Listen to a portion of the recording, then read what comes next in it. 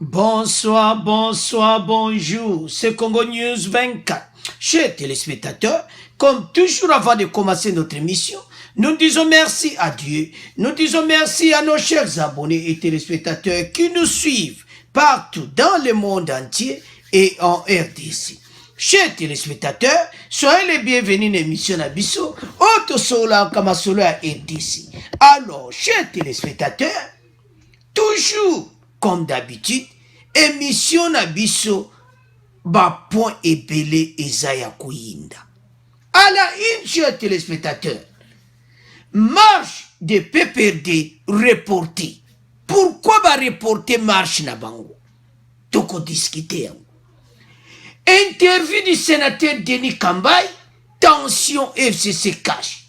Sénateur Denis Kambay, aye ko calmer tempête à lobby, tension exatée, aye ko pesa message, alors chers téléspectateurs, na émission Oyo.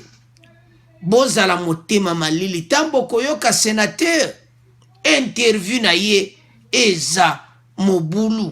Alors, toko développant en émission Nabiso. Deuxième point, chers téléspectateurs, Ezaya Koyinda entre INC de Kamere et ministre Ntunda Yakasite. Pourquoi tout le bien? Beaucoup yok interview là via Amato Bayubasir et Alobi Yemta Kangsaki Kamere. Alors, chers téléspectateurs, la vérité bimi. Alors, eza mobulu toko développant en émission Nabiso.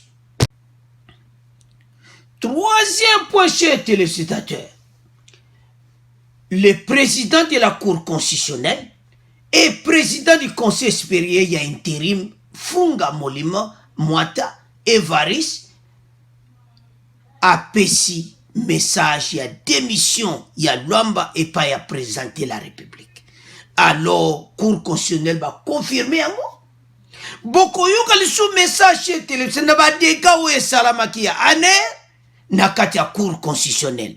Alors, le col les alaki ya Koyinda, alors bato ya ane ba buka ki bureau, alors beaucoup yoka réaction ya Cour constitutionnelle. Alors, toko développant une émission Nabiso.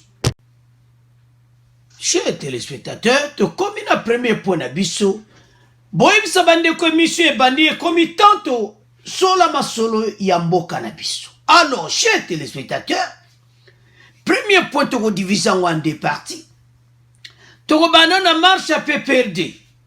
Il fallait aller 14. Alors, balobi qui comme le 23 après état d'urgence. Et puis toko loba oeza penda sukana interview. Sénateur Denis Kambay, ayene maloba était calme. Tension FCC cash, aye ko tia don ye pona ye, alobi que problème exacté. Donc, boy baki ya sapena kabiliste. Alors, tout le développement, les toujours continuer mission. La première point, pourquoi tu le que zala mobulu. PPRD, il fallait marcher en bas na bango lelo, mais ba yo le 23. Le 23, état d'urgence ici. Eza mobulu, donc mon kolongo ba omona dernier de confusion. Alors, bavana kinye, ba lobi ke bango pe, ba ko tikalati. Pourquoi kako IDPS et PPRD? Le Parti du peuple pour la reconstruction et la démocratie PPRD, par la voix de son secrétaire permanent Emmanuel Ramazani Shadari, informe ses cadres militants qu'elle n'organise aucune marche ce mardi 14 juillet, comme les réseaux sociaux ont fait écho. Makele lebi makebele était fallait basa la marche là-bas. Alors, le bête bako salati raisonner. Respectueux des valeurs républicaines, le PPD attend la fin de l'état d'urgence. Hey! C'est la fin, il y a état d'urgence pour bango ba respecta kami beko. Donc bango ba zabato bene ba respecta ka. Oh. Ezamawa. Alors, état d'urgence terminé, les PPRD projettent sa grande marche après cet état pour défendre les dites institutions face au recul démocratique après autant d'efforts de consolidation de la démocratie en RDC. Alors, Bango Balimbasa la marche. Chers téléspectateurs, tout à la sikoyo, PPRD Nanzela. Le 23 nako, de koza pene ya koyinda, pourquoi te oloba bongo? Parce que Bango bakokota Nanzela. Bon comprendre ga. Et c'est bakotika bango temps. Confusion kota mukolo wana. PPRD tamboli. Mbala moba mon pepa motoba tamboli. Oh, police atala gana nzela boue. Le 23 juillet wana, oh PPRD dans sa marche, mbala moko. Bamoni batu musuna na, baton banana oba WW. Oh, WW bozo kenne wabo. Biso pito ke marche. Alors, et kozala mobulu. Parce que, tozo ye bate d'abord. PPRD azo sala marche pona nini. Parce que bango mutu ba yesi ba désordre nyonso. Tozo ye bate soki marche yango penda ekozala ya nini pe bako yebisa batu nini na marche wana. Bako mona ke batu babana ko donc yo ka penda ko batu pena bako bana ko ganga contre bango. Bako bwake na ba krimoko do bako kata marche wana mbango. Et puis bako tia bango na mobulu.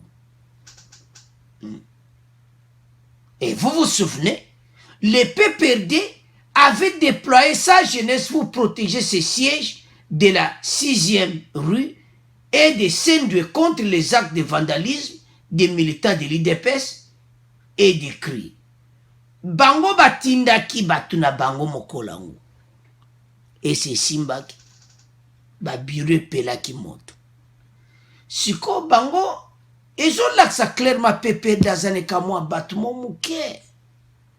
Peuple congolais nani pena okota na nzela. Nde to mona ki IDPS, nde to mona ki lamuka akota pena PPRD. Bavana bango.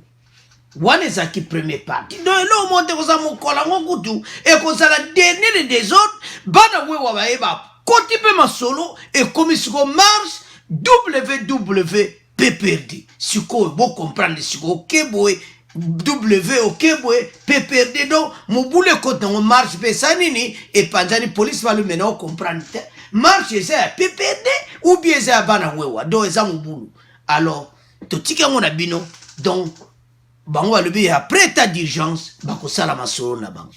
Alors donc ne siko na point oyo capital oyo sénateur ya PPRD FCC bayeli biso lelo na émission oyo. Vous allez suivre tant boko yoka Denis Kabay boko mona clairement que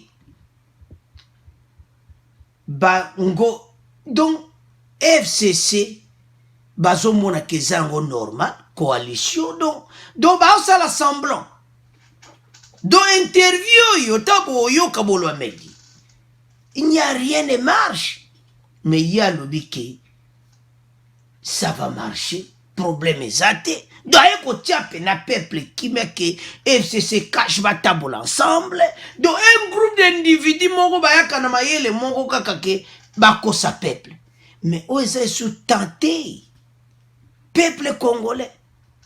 Ah, honorable sénateur Denis Kabay osana problème. Il a dit même qu'Azalaki gouverneur. Donc a expliqué tout. Ou a quoi expliquer pour attention FCC cache. Il a dit encore, pour éviter des escalades verbales et des déclarations en divagation, il propose pour se faire des pistes pour la sérénité de la coalition. D'abord, la mise en place, il y a un comité moko stratégique de communication collective. apesi baide na bien mena nsima wana la Kabylie avantage na bino bozotia cash bakala na bakala apres wana bokoyoka peuple na ndenga koloba. Alors toyoka Denis Kambai bongo to continuer émission na biso. Ou c'est que redouter certaines personnes, cela est arrivé, que la coalition ne puisse pas marcher parfaitement.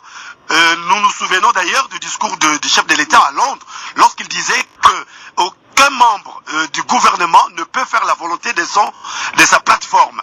Et nous y sommes. Aujourd'hui, les vice-ministres, le vice-premier ministre et ministre de la Justice est tombé sous ses coups. Qui vous dit que la coalition ne marche pas? Il ne faut pas ramener des problèmes des individus, de les faire des problèmes d'État. Hein? Les erreurs sont humaines, ce n'est pas possible aujourd'hui de ne pas comprendre que nous sommes dans une innovation ou une nouveauté qui ne s'est jamais opérée dans notre pays. Nous avons vu ça en France et ailleurs, où certains avaient même décidé de la cohabitation. Mais nous, la vision de chef de l'État sortant, sénateur à vie Joseph Kabila Kabange, et le président élu, c'est Félix Antoine Tshilombo Tshisekedi, c'était de mettre en place les camps de la patrie, accepter de gérer ce pays dans cette vision de la coalition. Et aujourd'hui, les institutions fonctionnent. On ne puisse pas chercher des petites bêtes.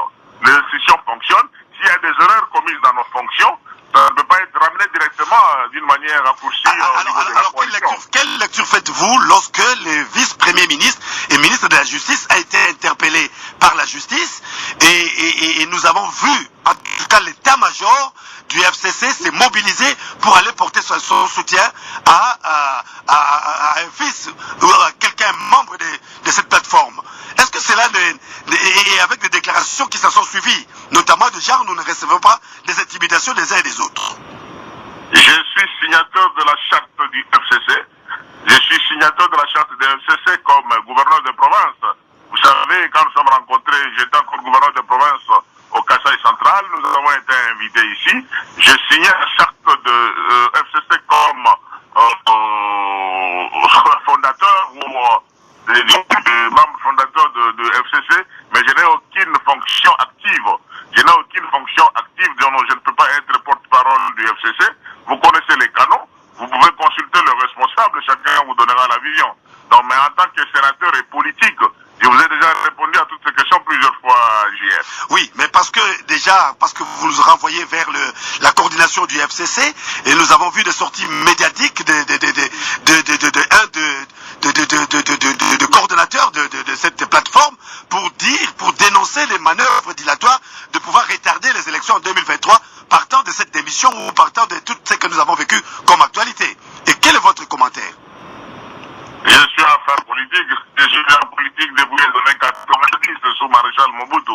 Donc il ne faut pas me ramener à tomber dans votre piège de vouloir être le porte-parole du coordonnateur du FCC. Il a sa vision, un grand professeur d'université. C'est à lui de lui poser cette question-là.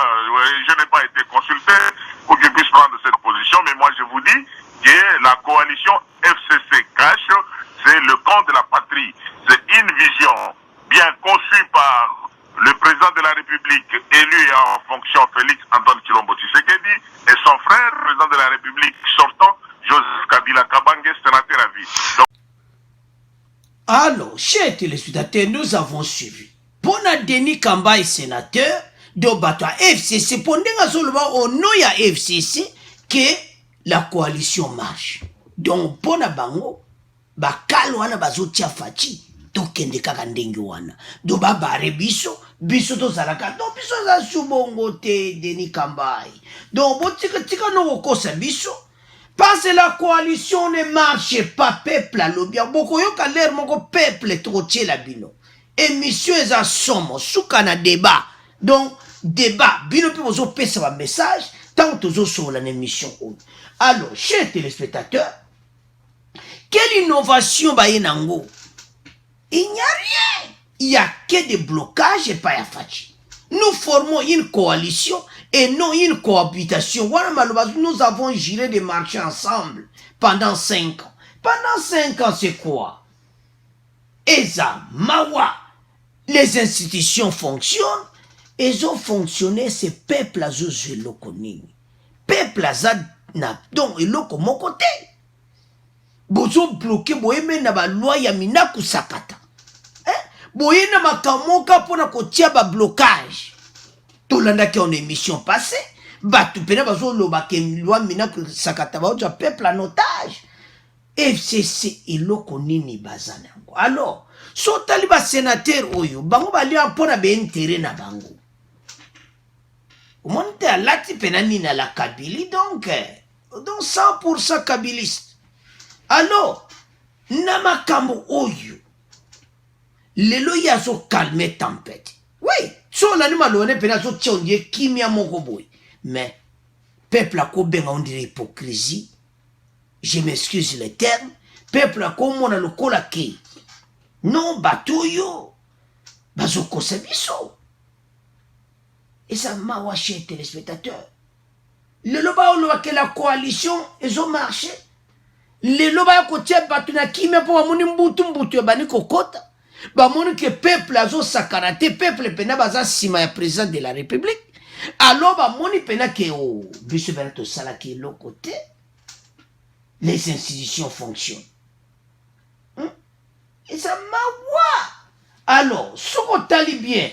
Azolo wa ke bango ba siya ki charte wana ya FCC devant honorable on président honoraire na bango oyo sénateur a viso bazo kumisa ende ozoyo bolanda wana chez téléspectateur pesa ka mawa pe parce que mona comment FCC bazo ya kokosa biso rien ne marche de l'autre côté azo pesa ba conseil que voilà botika ko pesa entre bino ba débat au public. Mais rien ne marche. Mais bogoyoka peuple. Alors, toyoka le sous Denis Kambay, potogoyoka peuple après. Toyoke nanu. Ndenga zo tiabso calme. Ndenga zo pesa peuple kimia. Alors que de temps en temps, quand j'observe des débats à la télévision, azo kaba débat na TV, les communicateurs du FCC sont opposés à ces du cash et sur des plateaux. Ce n'est pas logique. Les débats devraient se faire entre les communicateurs. Il y a FCC, Némi, P. Jean-Marc Kaboul. Alors, vous avez suivi parce que Oignon se sapena qui te côté. Alors, une question, mon quoi, sincérité. To continue, avançons, Toyoka, sénateur Denis Kambay. En tant que politique, pensez-vous que cette coalition est sincère? Donc, on regarde les événements qui se sont déroulés. Écoutez, cher, je voudrais vous dire ceci. Vous savez, la coalition ne peut qu'être sincère par rapport à la vision de deux personnalités. C'est pour cela, dans plusieurs de mes livraisons, dans plusieurs de mes interventions, je ne cesse de dire ou donner un conseil gratuit, même si je ne suis pas consulté, de dire que la marche de la coalition ne peut être facile à faire pour atteindre 2023, que si on mettait en place deux cadres de concertation permanente, pour ne pas dire deux secrétariats techniques. Un secrétariat technique qui sera fondamentalement politique, où vous trouverez les deux coordonnateurs, mon frère Némi Wilondia et aussi mon frère Jean-Marc Kabound, qui sont politiques et qui vont rester au niveau de ce secrétariat politique. Et je suggérerai encore la mise en place d'un secrétariat technique, mais qui est parlementaire, qui sera piloté par Sami Badibanga et maman présidente, premier vice-président Sami Badibanga, du côté du Sénat, et du côté de l'Assemblée nationale, maman présidente Janine Magunda. Parce que vous savez, quand on est en tant que parlementaire, on a une autre réflexion qui est différente des présidents des partis politiques. Du côté du FCC, vous voyez beaucoup de réunions qui se tiennent. Maître Némi, qui est le coordonnateur du FCC, n'invite qu'essentiellement des présidents des partis politiques. Ils n'ont pas la même vision que des parlementaires. Voilà, je suis un politique depuis longtemps. Vous allez voir que les attitudes qu'il y a au niveau des présidents des partis politiques, qui décident de certaines choses à leur niveau, que ce soit le partage de pouvoir, ils le font dans la logique des présidents des partis politiques. Alors, chers téléspectateurs, Tolandi et Wana. Donc, aye kopé sa biso, ba message moko ya kotia kimia. Tozo comprendre d'une part, Ce que ça sincère, ce que vraiment, maloba ne azoloba, FCC pena, bazan a besoin que coalition est tamboula malam. Mais pourquoi au union sur ça? Il a bien dit, vous avez écouté, que de l'autre côté, tout ça, Nani, Néhémie, et à FCC, et de l'autre côté, on a Nani, Jean-Marc Kabou. Ce qui est sincère, donc, en tout cas, sénateur, wana pena boza sincérité. Ce qui est sincère, pourquoi bolongoli Jean-Marc Kabou? Pourquoi Jean-Marc Kabou l'élo? Bino, parce que c'est vous. Bo apuya qui départ na yi. Bo siya qui pena ke yé, il fa longwa wana. Ça, ce n'est pas la coalition. Désolé, sénateur Kambaï. Il estime, Kambaï estime qu'il y a une cassure réelle de communication entre les leaders de FCC et leur base. Ah oui! Et qu'on ça la peut vrai. Mais, bah message moi y nango pena soko landi pe de l'autre côté. Donc on dirait pena so tia kimia calme là. Mais soko tali et ça le kola ki hypocrisie mon que ça côté à FCC. Tous ensemble mais tous tambola vraiment ensemble tes chers téléspectateurs et ça sur mon émission tambogo yoka peuple. Oba loba keza ya kuinda boko yoka ba message oba ndeko ba pesi na RDC mobimba eza somo pona coalition oyo peuple alingine yango te mais sénateur aye kopesa peuple bazala calme eza makambo esalama baza ensemble les innovations makambo ne esalama te na pays. À l'obligation, il y a urgence pour que ces différentes structures soient créées et mises en place pour sauvegarder et sauver ce qu'il faut sauver. Donc, il y a un message que on va ensemble, l'autre côté la Kabylie et l'autre. Donc, Makambo est ensemble. Vous avez signé charte wana. Vous signez qui yango. Alors, ce qu'on a chez téléspectateurs, FCC, bazana bangwana bazo barine biso. Sénateur, désolé, to yoki yo, mais oko convaincre le peuple congolais. Baza convaincu te. Soto landi yo, oza ko faire que on dirait que oza na katikati, mais vous êtes FCC. Question zarango simple. Pourquoi boyozo y a une proposition de loi où ils ont même l'intérêt à peuple? So pena bolinga à peuple congolais. Beaucoup y a un côté. Alors les amawashi téléspectateurs. Beaucoup yo kasiko bakuluba nini contre maloba oya lubi. Quand on bino bozo répondre boyo ka peuple. Écoutez na maloba na bino na commentaire na bino. Alors tout landa. Sikoyo, oyo, peuple à lobby contre maloba ya Denis Kambaï. Je fais ces constats. La coalition FCC-CACH est une coalition qui lie les individus et non les pays. Le pays, le peuple congolais a besoin d'un changement et non a besoin de renforcer cette coalition. Cette coalition n'aide jamais les pays. J'ai entendu et j'ai suivi l'intervenant, celui qui était là comme je sais qui. Le sénateur Denis Kambaï. Oui, le sénateur Kambaï. Il a dit qu'il faut renforcer la coalition. Oui, c'est dit qu'il faut renforcer la coalition. Mais la coalition est à renforcer pour les intérêts, pour la protection de ces individus. Jusque-là, depuis que la coalition est mise en place, nous ne voyons aucun changement.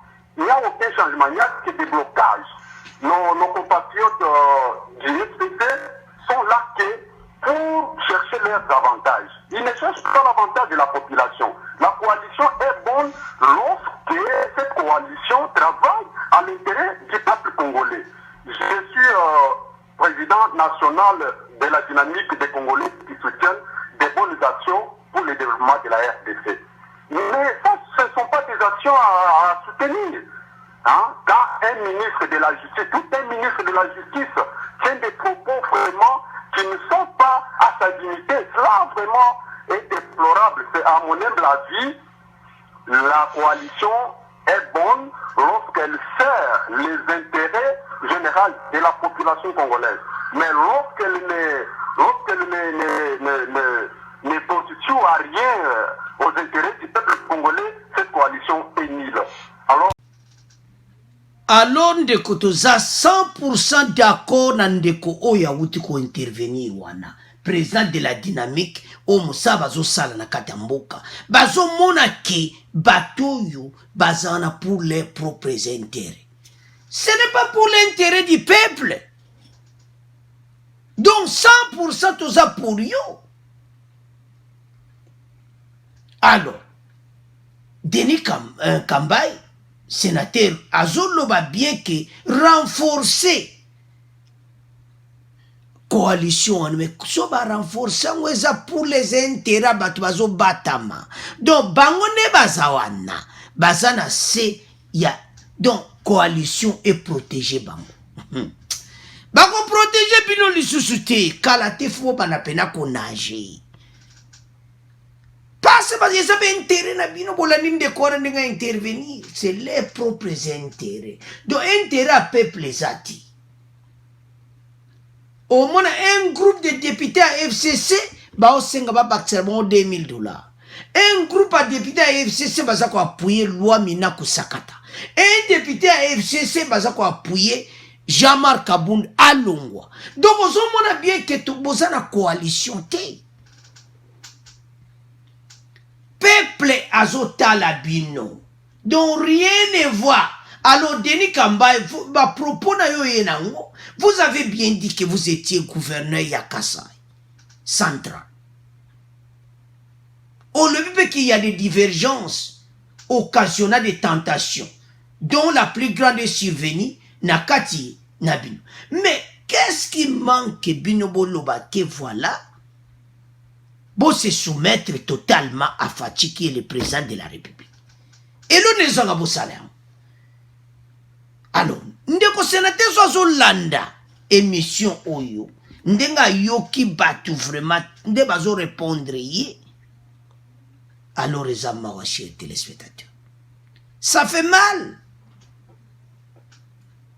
Parce que peuple azolo bango polele. Azo bombate. Ben terre na bango moko. Combien de façons tu as commentaire à peuple kayango? Il avait même dit que les bazalaki na kingankati Kabila FC banque bato safachi. Tala tovanda. Tovanda. Soki ba auto safachi pourquoi tunde akasende? Azolobake yemei. Mawa chers téléspectateurs, boko yoka bato a INC bako yindisa ba nobeli tunda mabe meto beb sa po INC te tozo na pona. Alors to yoka le sunde ko mususu bon to continuer mission. Ne constitue à rien aux intérêts du peuple congolais, cette coalition est nulle. Alors la démission du ministre Ntunda, oui, c'est bien qu'il démissionne, mais j'appelle à cette occasion que nous sommes des responsables, nous avons étudié, nous avons des diplômes, nous sommes des docteurs, nous sommes des licenciés. Il nous faut savoir comment est-ce que nous pouvons gérer, il nous faut savoir comment se respecter.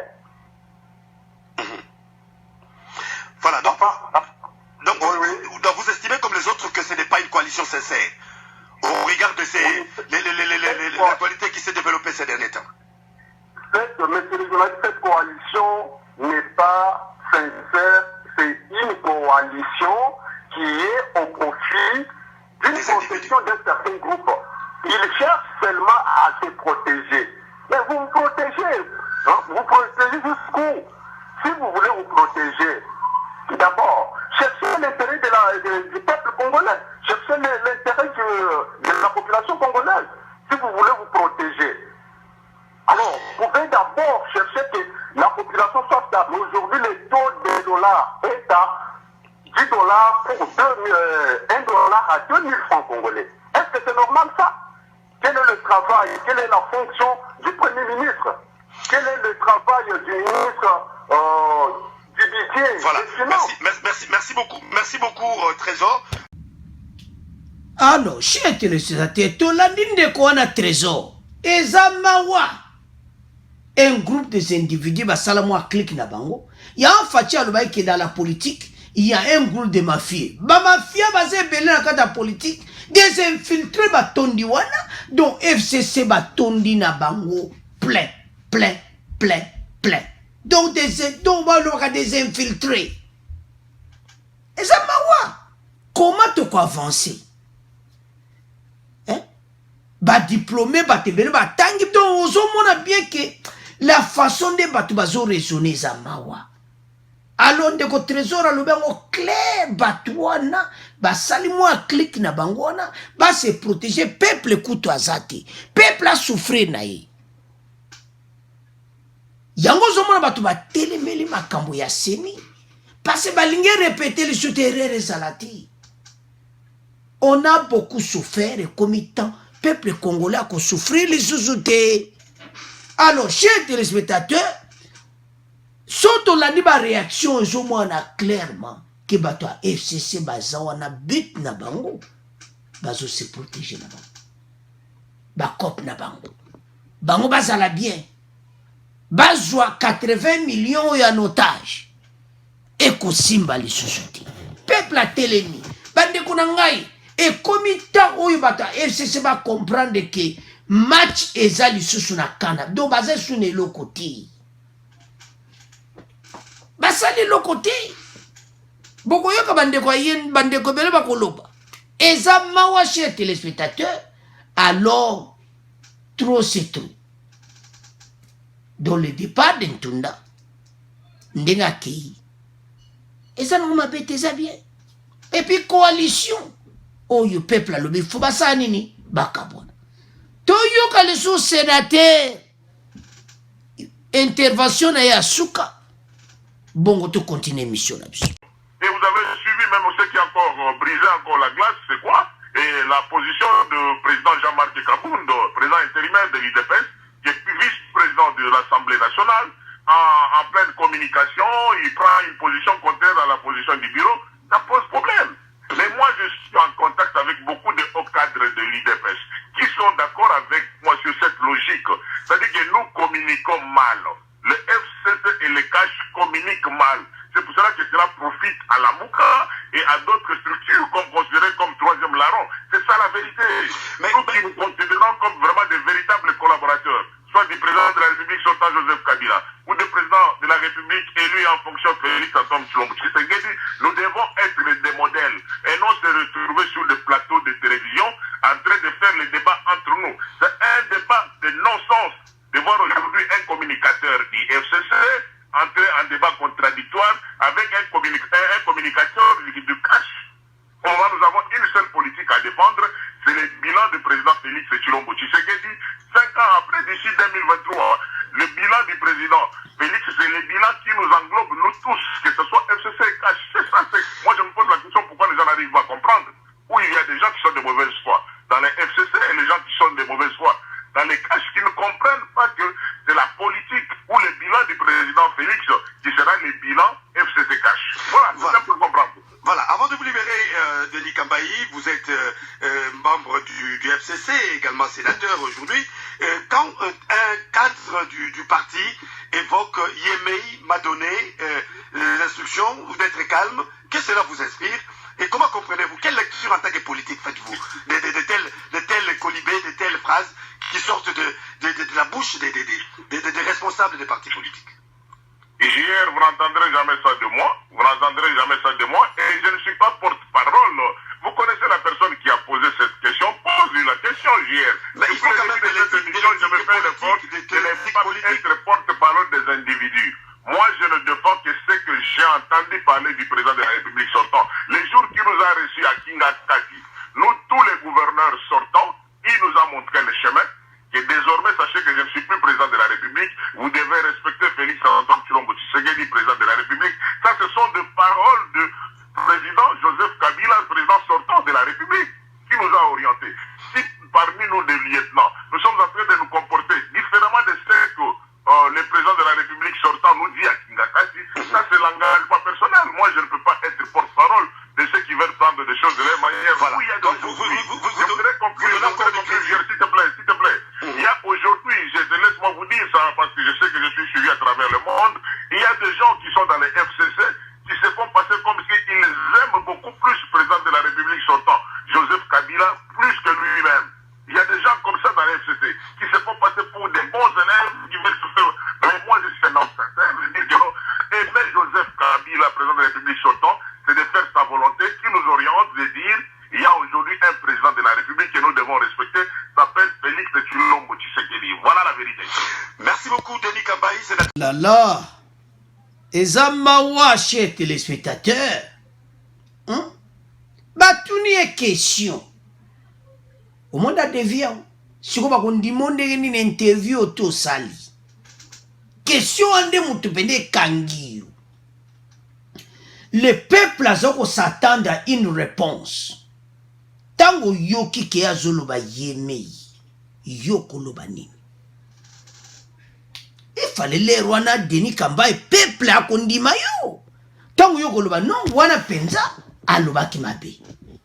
Mais okolo bangote pas ces système kabiliste. Okolo bangote mais il fallait condamner Tunda place wana. Que non en tout cas côté wana ndekunanga asala kimabe. Mais yoko loba ngote pas solo bengo zana problème sérieux na kingankati. Donc sénateur ozana problème d'otako koma kaka oh mon boulot côté donc ozana problème sérieux. Alors Monica que le non.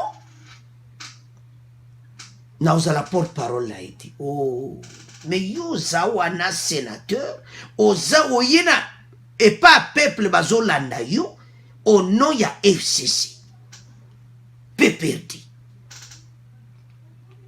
Mais oye ozana plateforme wana FCC o lobi ke kwa ko répondre te aux porte-parole là été. On peut pas kangi. O le maloba bien wana.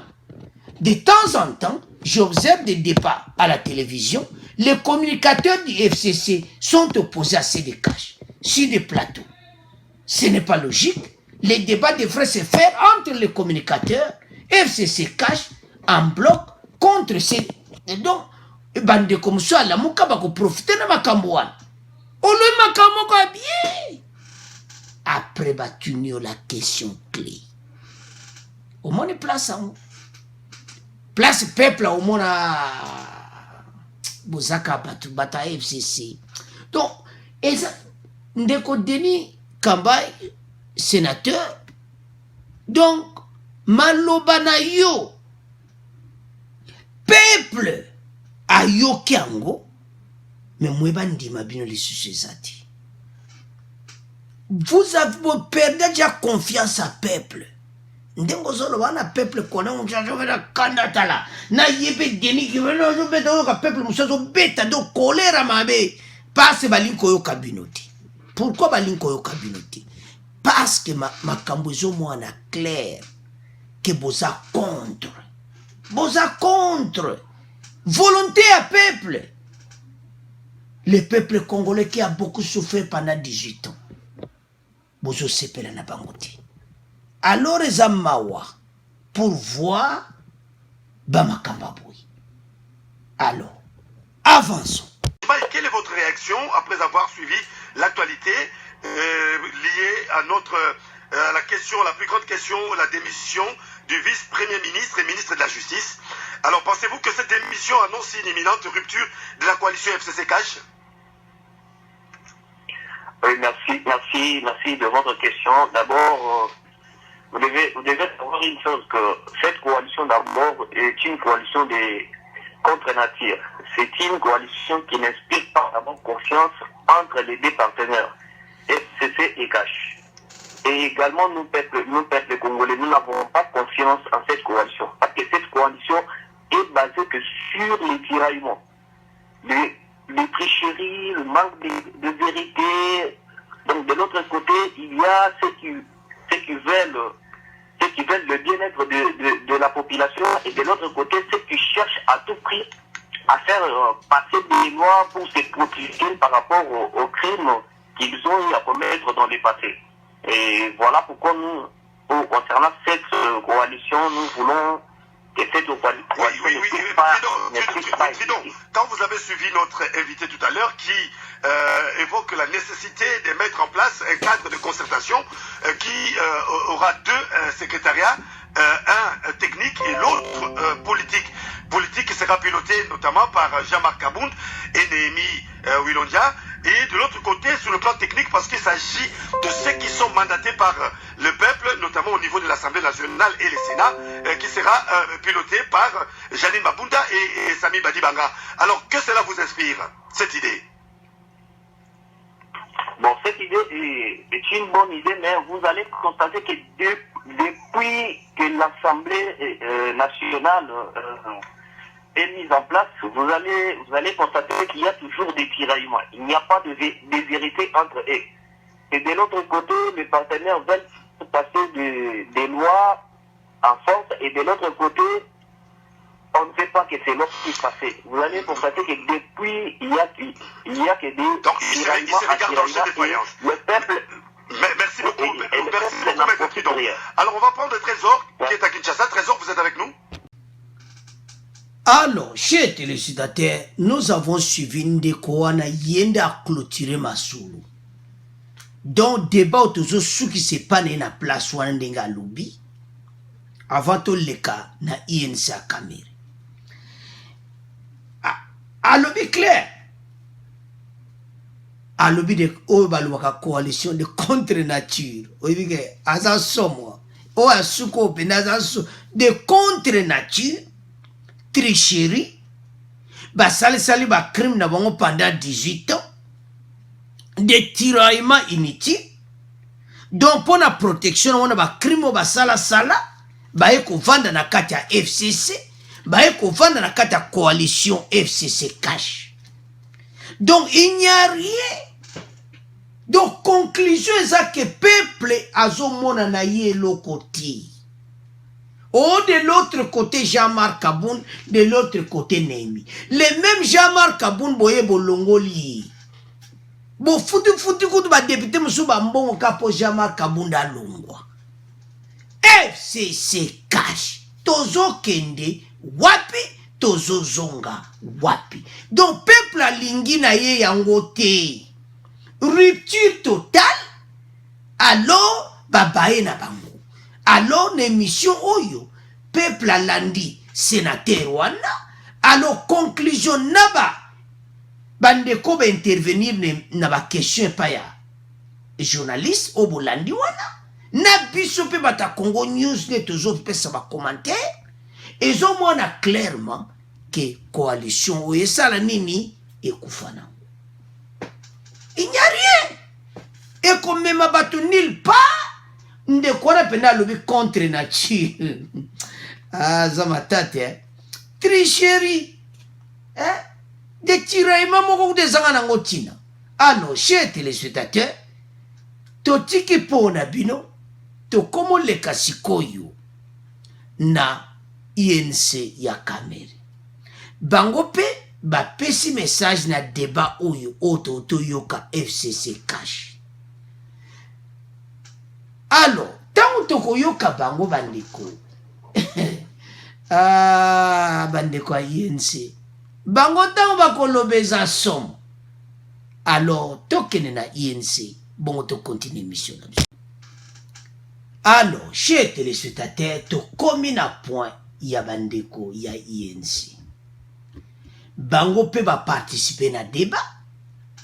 Mais bazana colère tout na kasenda ya mabe. Pourquoi bazana colère na ye?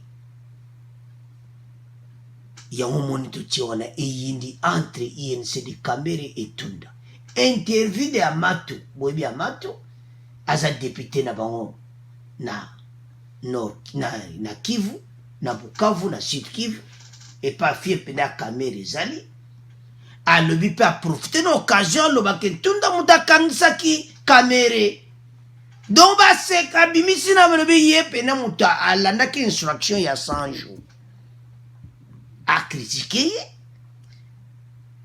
Alors coalition wana ye pa critiquer na yango FCC cash parce ba tuniye yo za mutu a cash yo pe pesa point de vue na obika bangoti faut bakota na makambo ya Kamere po esala bangoti siko elo esala nga pasi ese ba yeba kavuma ke Kamere sala mabe anga kotsango kaka dossier na batu pe ba yoka keno bazala kolera tunda. Alors chers téléspectateurs, INC a un message na ye. Alors ba pesi ba lobi pe ke coalition wana ezalon pe vrai kakati. Parce bango to ba kangisi leader na bango. Alors Tolanda Amato bongo to continuer mission na biso. Amato qui est avec nous. Vous êtes avec nous, honorable Amato? Oui, je vous salue. Honorable Amato, je crois que vous êtes de l'UNC, vous êtes dans les caches, n'est-ce pas?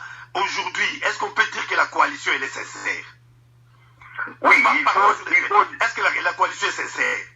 Entre l'UDPS et l'UNC et entre les membres, les partis politiques du FCC et les caches que composent l'UDPS et caches. Parce que déjà, au sein de caches, il y a un problème, il y a des problèmes.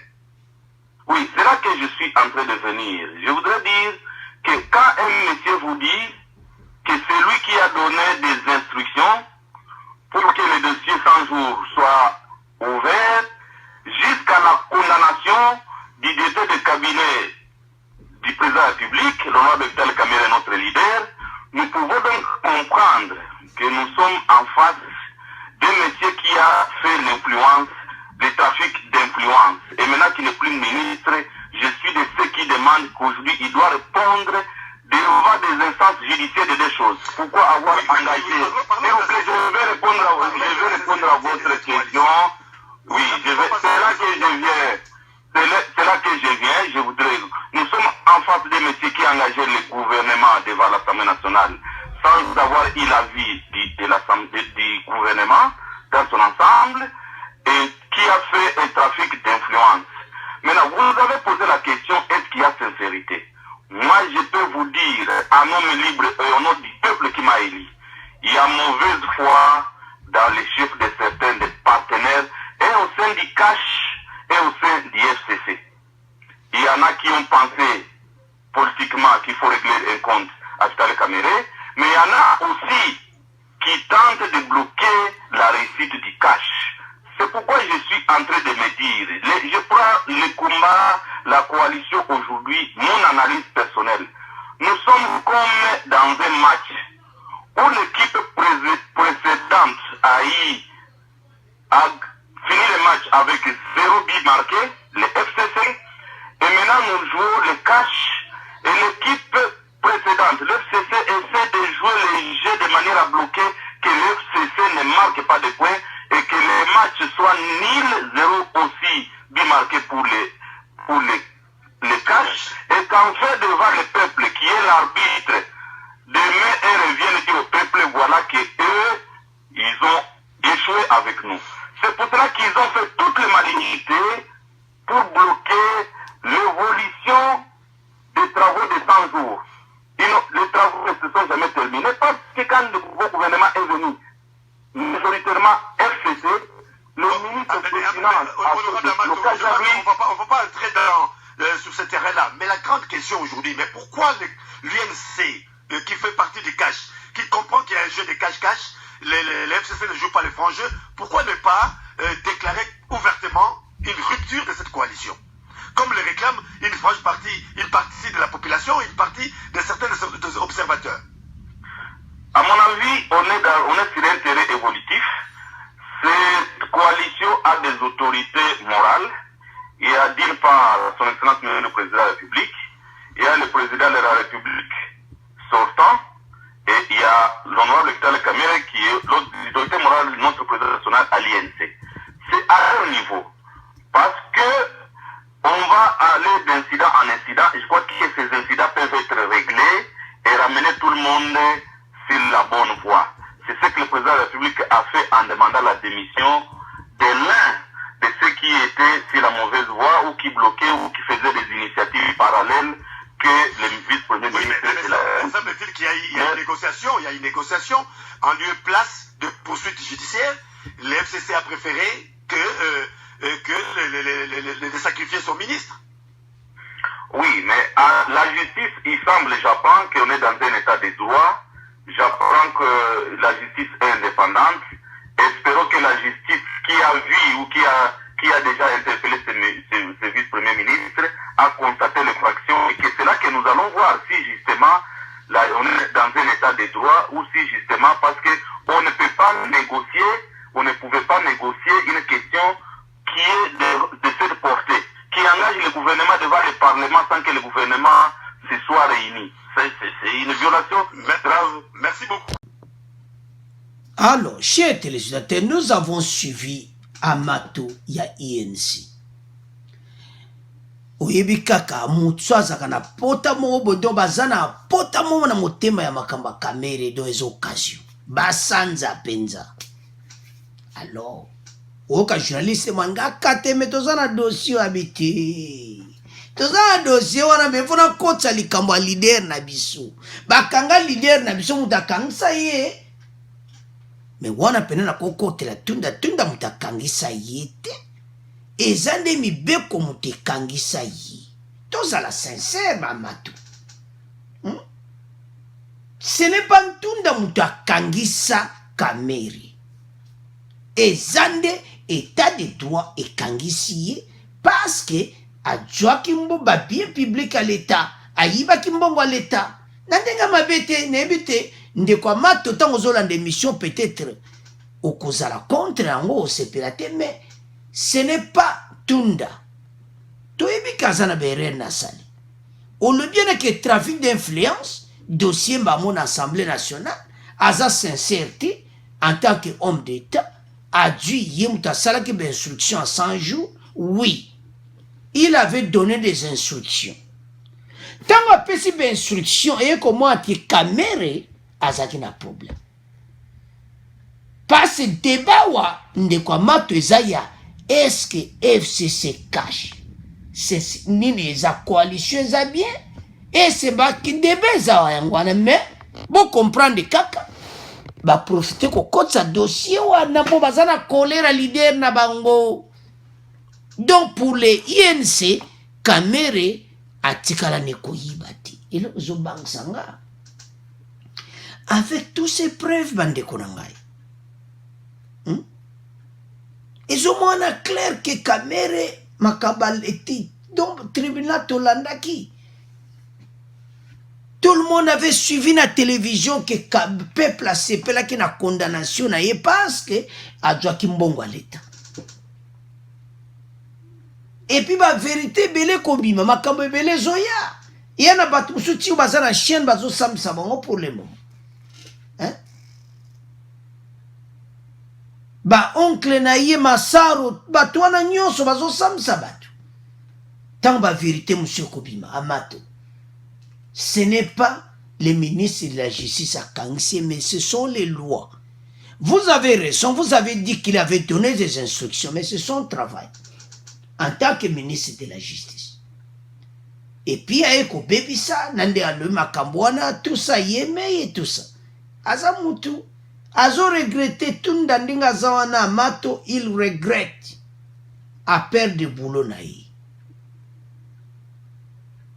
Pourquoi? Manque de sincérité. Amato, vous avez dit ça aussi. Donc c'est ça.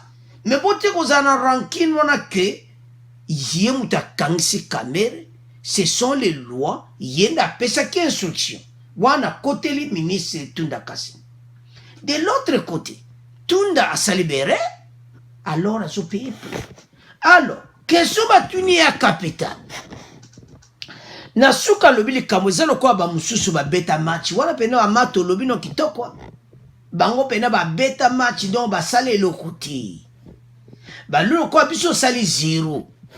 Il faut pena cash pay basala zero. Yango makambo eza kobenda na kope makambo ezo simbati. Amato kote wana lobino bien. Yango match ezo simbati. Parce bango le kwa basala ki zero. Bako linga jamais fachi a réussir. Donc bako linga te.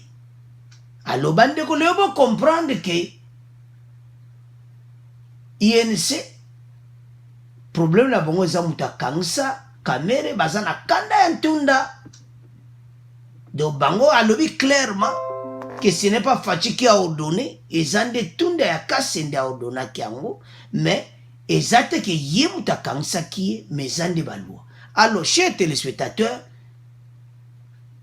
to tika mona bino, bolandi INC, bolandi ba commentaire, to komo le kana point na biso au ya cour constitutionnel. Alors, chers téléspectateurs, to komina cour constitutionnel. Awana cour constitutionnel, le procès verbal de la démission du premier président de la cour constitutionnelle transmis au président de la République. Donc, comme officiellement sikoyo, malgré beli bazaiko bomba bomba, donc les amènes officiels les a transmis par Fachi. Fachi a dit yango, à recevoir yango, et puis à rendre peu hommage na musala ya salaki, donc officiellement à Longwe. Le président de la Cour constitutionnelle et président du Conseil supérieur de la magistrature et intérim Funga Molima Mwata Evariste Prince a transmis au président de la République le procès verbal de prise d'acte de la démission des membres de la Cour constitutionnelle, à l'occurrence M. Benoît Luamba Bindu, de ses fonctions de président de la Cour constitutionnelle. Alors, message wana, yango nyingisaki mikolo nyonso bazo obligé ba pesa procès verbal. Et puis, directeur à bureau à président recevaki yango alors officiellement, alors Fachi peut rendre hommage na yi. Alors, chers téléspectateurs, na dossier oyo, lelo président acté par son remplaçant, do remplaçant na yebozo mona yewana, au nom de Funga Molima Mwata, ye mutazo sale intérim pour le moment. Na place ya Benoît Luamba. Oyo azana Belgique, comme il avait dit pour réseau de santé. Mais si na ye ma dossier zebeli, donc départ na ye, ma kamwe pelé chez téléspectateurs et kobima. Toujours il y a la deuxième partie Bogolanda. Nandege o tulubaki anera kendeka kuna. Boko yoka. Alors, chers téléspectateurs, Cour constitutionnelle makama be comme un peu ébélé. Ba soupçon ezalaki tellement ébélé. Donc, dossier ya Luamba eza dossier moko kusakana. Eza parmi ba grand dossier. Po yaza autorité munene numéro 1 ya Cour suprême. Ma Cour suprême magistrature na biso. Donc, tout le monde qui a chef de l'État na magistrature, donc, yé. Bango batu baso protéger constitution. Baso protéger mibe kwa mboka. Mais, makamo mabe kote oyo. Aza mukolo. Âgé déjà. Ayo comprendre na âge na ye. Ayo comprendre que non. Et comme étant. Adjoa qui pression ya FCC makasi. C'est la Kabylie muta installa batu okuna. Parce que intérimaire wana kukatika ujwa poste wana. Facha ko nommé mutu wana. Déjà procureur kata ba nommé procureur makamote comme mbutu. Pourquoi? Bon comprendre kaki. Bozaka na clic na bino na kata Cour constitutionnelle. Clic waneza la Kabylie mutatia bango wana. kende na tibiro wana boko beta marteau en faveur na ngai toujours. Alors on gana koloba bino boko yoka. D'une manière d'une autre, et ça qui na dictature moko ezalaki wana. Mais comme on a l'air moko ba papa ou ba zonga kana raison. Nde toloba na émission passée. Atubela epaya donc denga zana je me na omona kasi atubela kinyonso. Il a tout dit à fatigue, voilà. Donc peut-être qu'on peut trouver ba histoire ne ba vivre pendant les 18 ans dans la cabine. Abeta diabète betu. Attends non, moi na mboka na ko tike boite. Nazo démissionner mais il faut na yebisi talabo. Il y a eu trop de dossiers. Alors, comme vous voyez, le remplaçant ad intérim, le juge Evariste, a adressé une lettre au chef de l'État pour lui transmettre les procès-verbaux par lesquels les membres de la Cour conseillère réunis en assemblée plénière le 10 juillet ont pris acte de la démission de leur président. Soit les jours même où M. Luamba demandait avoir pas de démission. Donc, ma kamwana tout yo kaba confusion. Mais pourquoi botika ki tant ou nyonso des eaux de côte? Alors que tout le monde avait une formation qui a démissionné. Il y a un peuple qui a asaki. Et le monde va vérité au Congo nous a kanang. Le commis réalité. Mutu nyonso a comprendre que oh a kepene aso. Alors tout le monde a ce qu'on a incident wana. Oya aner toyoka réaction à cour constitutionnelle. Un avocat, ndenga lobby, bongo, to continue mission na biso. Bâtiment wana, ezali inviolable. Montako kota kuna te, ce qui va péchier, il a kota te. Montako koya kosala pétition te, eza cour constitutionnelle, à moins que ezala mandat moko epesani na batu oyo, bazali na makoki wana. Batu ya aner, makoki na bango ezali koluka ba infraction, oyo etali sécurité ya mboka. Alors, chez téléspectateurs, tout lundi wana que bato ane bakoko ya kunati. Bato ane musala on pour la sécurité ya mboka. Chez téléspectateurs, eza mobulu so yo ki message wana pourquoi? Ane ra ko kuta ba dossier belé. Acte basala ki oui, on peut dire que ça penda. Ouais, normalité. Mais na kauli kamo eza clarté. Parce que on peut pas profiter na bango pe. Oh. Démission présence à Pesaki. Tout le monde a réseaux sociaux oh dire kabalobio qui a démissionné. Oh, confusion avec ti. Dimanche ba kitaki kuna ba buki porte ba koti. Alors, bango ba sepele ki na mote mais et l'on est un toloba. Tu imagines si koyo que aner akuti ba poto ezalaka kuna. Ba visé pena bureau ya ye président Luamba. Il y a des dossiers secrets. Donc tozo loba awa quand ya FCC zo nyingana. Aner bazala ki wapi? Oh. Bazuma dossier kuna Mabi keza mobulu. Wasko masolo na kati ya FCC PPD. Masolo ezo metama. Ba dossier. Do baza mal à l'aise. Mais bozo zala mal à l'aise pona nini. Anera banda kuta kuna pa lobi na ye loko moko te. Mais bozo lenga pona nini. Chers téléspectateurs, oyebi soki ozalaka no sérieux te soko yoki kaka makelele mo donc ozano mutu moko kaka donc ozano mutu mayo ezane li bato batekaka biloko mabe balingo yoka kombo ya police te ezoko bato basalaka mabe balingo yoka te kombo bayo kanga bango e andenge mona bato tozovana bango boyoki na ba débat wana te que un groupe d'individus basala clique na bango clique wana banyokoli peuple pendant 18 ans balinga koyoka likambo boye te do baza mal à l'aise. Pourquoi?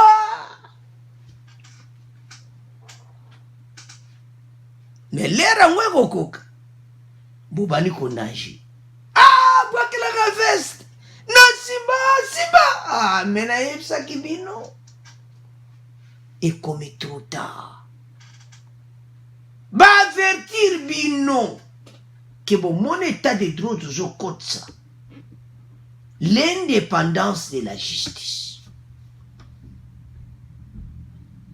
Anera ki akoti na cour constitutionnelle mitemi ko tout me bozobanga nini mutu ayebine problème temps à l'aise mais pas tout bakomi mal à l'aise. Et puis départ à Luamba FCC batika koyeba te abendanaki ye abedanaki na ye bayebaki te ki asi adeposaki démission na ye. Pourquoi? Papa ope a vivre aza mokolo a vivre do période moko mpe apasi aye komona ke non peuple congolais kokupe ndenge aza na mpe makambo so alobi nga na toyebi te akobile kotubela na mabe nyonso eleka bino peuple akosouffrir boye te faci démission yango oyo parce que c'était secret oyo nyonso ezaka baprocès verbal. Il a déjà donné ça à Fachi. Kenga pena moi été. Oh nini santé. Ah santé ya benen. Alors chers téléspectateurs, Batouana bakozo banga pourquoi? Alors bokoyo ka ba vérité mi kole zoya ane tanga barakola na moko neto yebisaki bino que porte comme nango polele. Pourquoi to lo babon? Na justice kuna don indépendance comme kitoko. Pourquoi to lo indépendance comme kitoko? Parce que muta cha sunde tunda zo cha ba oh boy azali susuti. Vice ministre de justice Moutakash. Allez salama solo. Oh nani yakawa. Boum. Mikolo be invitation donc ba monsieur kunga lettre qu'on apporte donc soba eka mbanga tel c'est quoi? Oh non, il n'y a rien papa. Oh, ça va. Oh. Atunika oka atune ko yebaka ba ngasa na kumbe ba nyoso. Ndio mona ba. Oka porte, ko ba betra porte. C'est qui? Oh. Allez voir un peu c'est qui là-bas la porte. Donc ça pas à l'aise. Là mona kabwa. Donc ça non muta otekane biloko abeti n'importe. Donc ba katsa ki do lettre invitation yé. Mikolo baza mal à l'aise. Pona nini? Baki omona ba dossier na cour constitutionnelle. FCC baza mal à l'aise. O koma bona porte ya. Moi to tanga ba kombote, bo comprendre ga bango siko. Ba beti ka porte. Oh. Allez voir un peu. Wana nko yeba bazana ba demisa na porte. Qu'est-ce qu'il y a là-bas? Attends. Et ça non mouté ko tika neka ba. Oh. Do baza mal à l'aise. Mikolo yo bato a FCC bazo la pongiti. Pourquoi? Match et s'est changé quand? Bande konangai. Ba mususu ba osame benso minde bazawana. Oh, Benalomba démissionné. Vice-ministre de la justice, aza insulté. Nana sa ministre de la justice. Oje bate, mais yé lokola zati. Vice-ministre cache on a comment j'en ai ma décision. Tout ça un problème à wabande kona. Moutako intervenir biso zati. Moutako intervenir à zati. Oh injonction, ezali sous-souté. Bazuyo mbala moko boulevard le kaninzila. Alors bazana problème sérieux. Alors chers téléspectateurs, comme on a fait mission à Bissou, quand est au résumé émission, premier point chez téléspectateurs, quand on l'a kiwana, était sénateur a coupé ça, bah, interview na yebo landi wana le peuple ne va contredire, ma le bébé le bimi. Alors, chers téléspectateurs, boyoki pe INC, alors, bolandi pe démission ya. Et ça requis par président de la République. Alors, merci de bolandi émission. Bon abonnez massivement. Au revoir, à la prochaine.